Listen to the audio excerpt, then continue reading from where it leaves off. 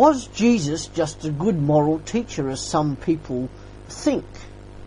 The ancient Greek philosopher Socrates offered how we ought to live as a working definition of moral. So did Jesus' teaching reflect a good way to live? And if it did, what did he teach?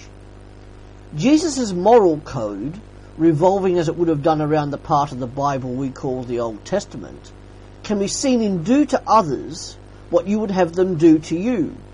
For this sums up the law and the prophets. Some people refer to this as the golden rule. However, Jesus, as ever, goes further than anybody else and says that it is not only the outward actions of a person that makes them morally good, it is also the internal attitude behind it. In Jesus' Sermon on the Mount, people such as Gandhi hold it as a paragon of virtuous teaching and regard Jesus as a great teacher.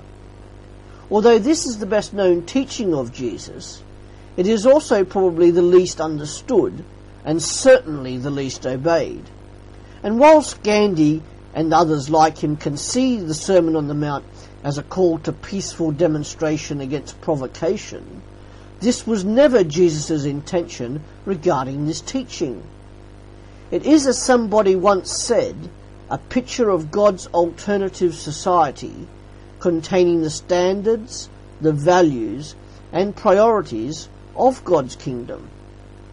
It was this that Jesus spoke in the sermon, not as a general guideline for a pagan 20th century pacifist to wallow in comfort and boundless joy. Jesus was a good moral teacher, certainly at least to his followers, but was he more than this? To claim that Jesus was merely a good moral teacher is really a foolish thing to say. Nobody could do or say the things that Jesus did and not be God. He would in fact have to be who he said he was, or he was either a liar and or a lunatic.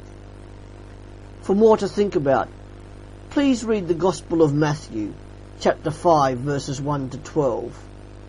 Thank you.